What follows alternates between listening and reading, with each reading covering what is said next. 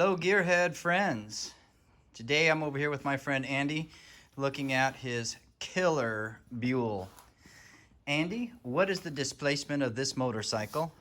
Yeah, that's basically the motor from the Sportster, from the Harley Davidson Sportster. Is it a 1200? The 1200, right. 1200 Sportster? Yeah, that's the Buell S1. They make it only with this 1200. Only with this 1200 on the Right, S1 model? Right.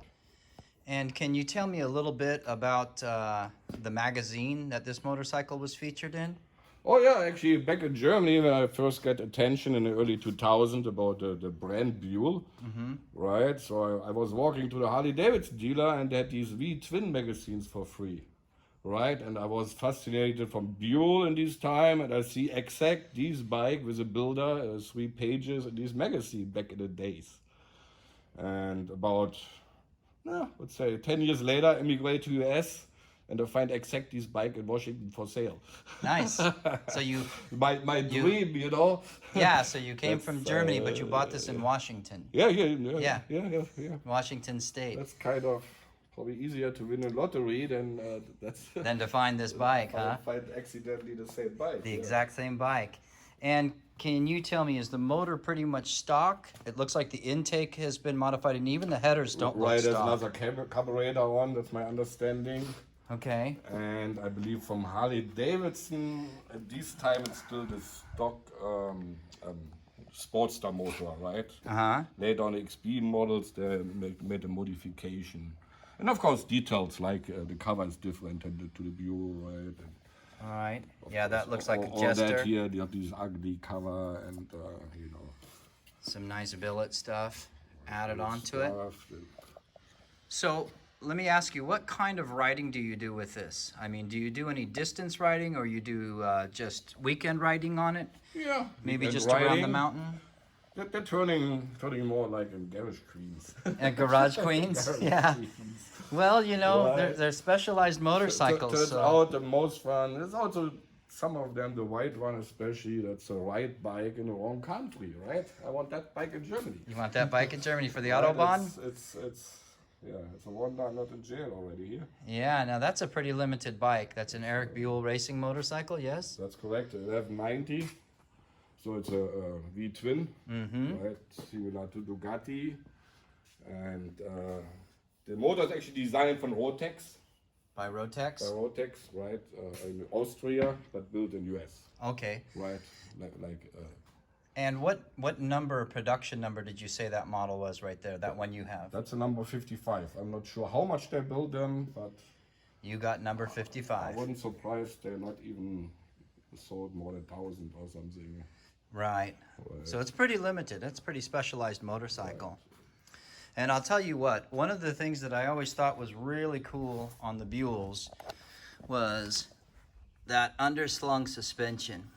Yeah, Like right. that. You have always It- interesting design features, right? Yeah, Eric Buell definitely has some Right. innovative features. Like we talked earlier about the later models where the brake disc is not only big, so actually mounted like on a Eric Buell, right? Right, yeah, there's a perimeter mount brake right there. That was one of Eric Buell's specialties. That's why you don't need dual brakes. One is enough, right? Right.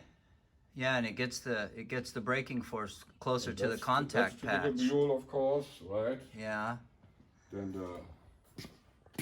from 2003 in the XP models and in the Eric Buell Racing as well, they have these frame, the aluminum frame.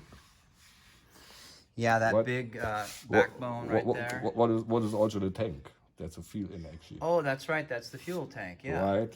It's been a while since I've So actually, seen Buells. what's look like a fuel tank under that is a huge air filter. It's a huge Okay. intake, you know. So, Oh, dusty. so on like my first Ducati, my 900 Super Sport, one of the things I loved the most about it was how easy it was to do service. You could change the clutch out in about 10 minutes on a Ducati, Right. on a dry clutch Ducati. Yeah. So on this Buell right here, have they done anything like that that makes it really quick to service so it's track friendly when you're out on the racetrack? No, everything is hard to get to. It's a 2014. Yeah, And then now it's 3,000 miles on, so it's not even the first service already. not even the first service. So, yeah. And you're gonna have to do all that I yourself. will do oil change soon. Yeah. Oil change. Uh, Very nice. so I tell you what, my little two-stroke here, the Kawasaki, that's the most fun. Yeah, I know. Isn't it funny? I'm the That's the same bike I'm way. riding most now. I just bought one of the new Right. KTM 390 Yeah, Adventures. Yeah. I ride it. I've already got. It's 8 weeks old. I've got about over 4,000 miles on it Yeah. in 8 weeks. Yeah, the small bikes. I just have so much fun on them. You just can't help it. Everything's so accessible about them. Yeah, it's also there's all the speed limit here, and you know. Yeah, all the More speed fun have limits. a bike with less power, but then you can really rip the motor all the way, you know. Right, you can rev it out. Then Well- the right one, I got the 60 and get it easy in the first gear. Yeah. If I get the out, yeah.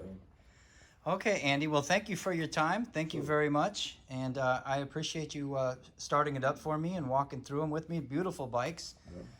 And usually I ride the motorcycles that I review, but I don't think I'm gonna be able to ride these ones. I don't know if I'd want to. That thing is just too nice. Till next time, keep that helmet side up, people.